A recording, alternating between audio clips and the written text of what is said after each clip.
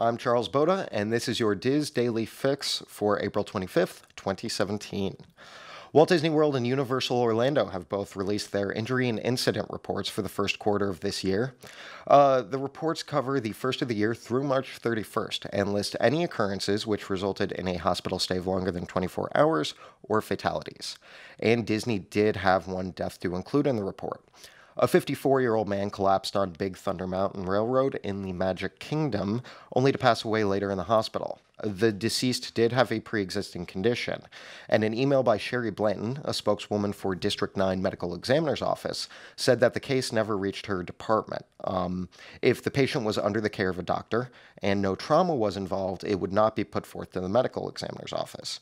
Her email is quoted as stating that he most likely had an attending physician who agreed to sign out the death certificate due to natural causes. Disney had a total of 11 incidents for the quarter, most involving pre-existing conditions or only minor symptoms, the two notables being a 30-year-old man on Expedition Everest claiming he was struck on the head that led to headaches and dizziness, and a 74-year-old woman who fractured her leg boarding Frozen Ever After. Universal Orlando reported just 4 incidents, including 2 cases of motion sickness on Harry Potter and the Forbidden Journey, pelvic pain on the Carousel, and a seizure on Revenge of the Mummy.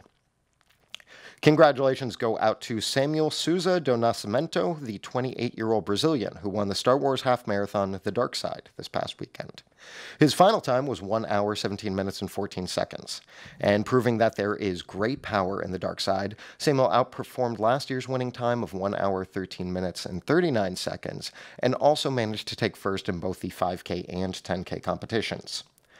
What led to such a successful weekend for Samuel? He said that other races I've run in the past, there have been 1 or 2 people on the sideline cheering for me, and here there's a whole different energy to it, which helped me to perform at an entirely different level. The top female competitors for the race were all Florida natives.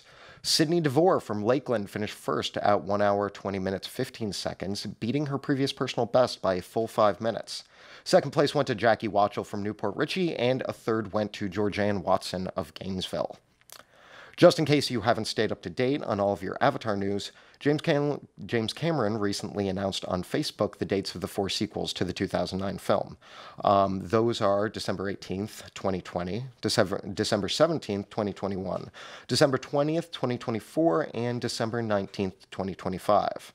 And that means that the next film will be premiering a full 11 years after the original, and still 3 years away from us. Luckily, there's always plenty of news leading up to the May 27th opening of Pandora, the world of Avatar, at Disney's Animal Kingdom. Disney has released information on what employment opportunities the new land has developed, and that totals about 700 cast members.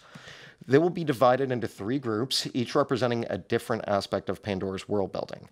So the first group are the employees of the Alpha Centauri Expeditions, which Disney describes as a tourism company from Earth and the exclusive provider of trips to Pandora. They can be found working at Wind Trader Store, the Satu Lee Canteen Cafeteria, and the Na'vi Journey Ride. The second group will be Pandora Conservation Initiative, who will work on the Flights of Passage thrill ride and at Wind Traders. Lastly will be the expats, tourists who came to visit Pandora and loved it so much that they stayed there. You can find them at Pongu Pongu and Painting Faces in their Pandora-themed Hawaiian shirts. Although most of the jobs will be standard entry-level positions, there will be some engineering and management-level positions as well, including some tech-specific ones that'll be required to keep Pandora's bioluminescent and high-tech Flights of Passage attraction running. Although personally I wasn't a fan of the first film, and I'm really not sitting around waiting for any more Avatar films, I am getting excited about Pandora, the world of Avatar. Disney Imagineers and Lightstorm Entertainment have released a bunch of behind-the-scenes info about all the thoughts and details that they put into it, from building up a fictional habitat from the ground up, how everything interacts with each other, and they didn't base it on a storyline from the films. It's all about world building. So you hopefully can walk in with no knowledge or love of any of the Avatar films and really enjoy it. And I think that's going to pay off for them, because I'm not looking forward to the Avatar films, but I am really, really looking forward to the May 27th opening of Pandora. So here's hoping that that works out just as good as I expect it will. Now, if you're unsure how to build excitement with your youngest vacationers before their first trip to Disney, Carrie Ann Knight has some advice for you in today's featured article, which is 5 ways to build excitement for your trip with your smallest Mouseketeers. So look for that today. And trending on the boards is a thread started by poster Doug720, where the newest survey from Disney Cruise Line is being discussed. It's being reported that the survey asks about activities the guests plan to book for their upcoming cruise, and also if they like the possibility to pay for them ahead of time. Stop by the Disney Cruise Line forum and look for the thread entitled Interesting New Survey Just Popped Up on DCL to join that conversation.